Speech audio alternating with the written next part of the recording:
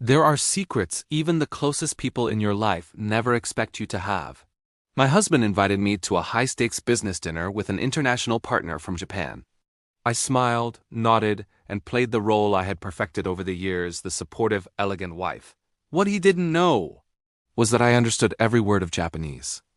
My name is Laura Bennett, and for 11 years I believed I had a good marriage. Not perfect, but respectable. My husband, Michael Bennett, was a senior operations director at a tech firm. I worked in brand strategy for a mid-sized company. It wasn't flashy, but I loved it. From the outside, our life looked complete. A modern townhouse, weekend brunches, annual vacations, and financial comfort. But slowly, quietly, something shifted.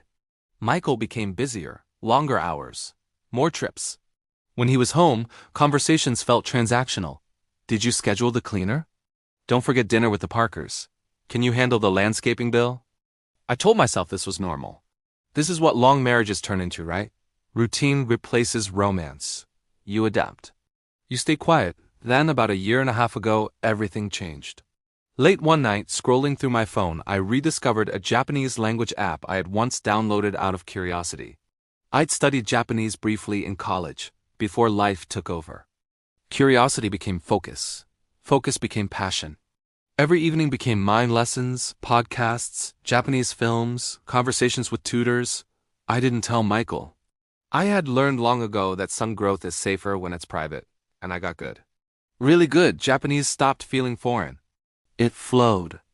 It became my secret world, proof that I was still intelligent, capable, and more than the quiet woman standing beside a powerful man.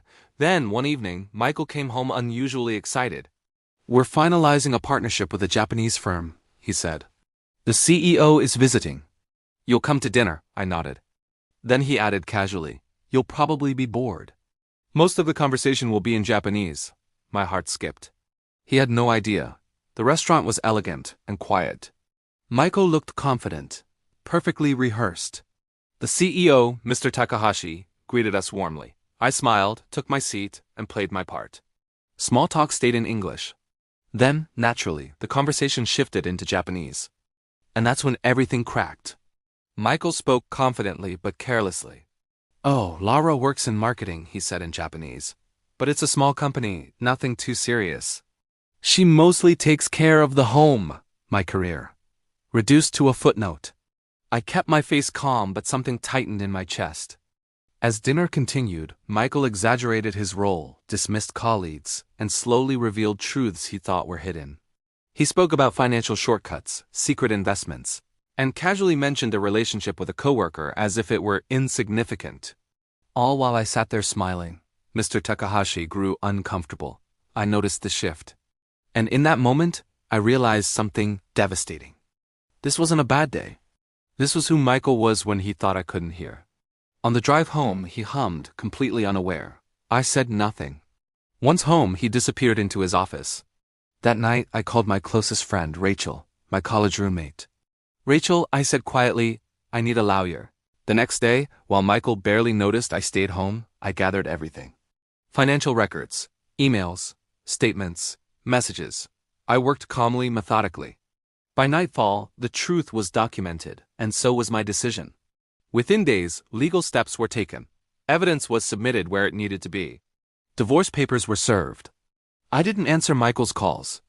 I didn't need explanations, I already had the truth.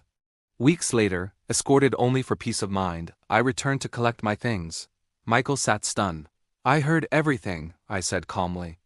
Every word, I packed, quietly and steadily. At the door, I turned and said, I am not decorative. I am not invisible. And I will never shrink again. Months passed. The marriage ended. The truth came out. And then unexpectedly Mr. Takahashi reached out. He offered me a role with their U.S. division. He hadn't forgotten my composure or my intelligence. I accepted. My life expanded in ways I never imagined. Travel, growth, confidence, peace. That dinner shattered my illusion, but it gave me my voice. And I never lost it again.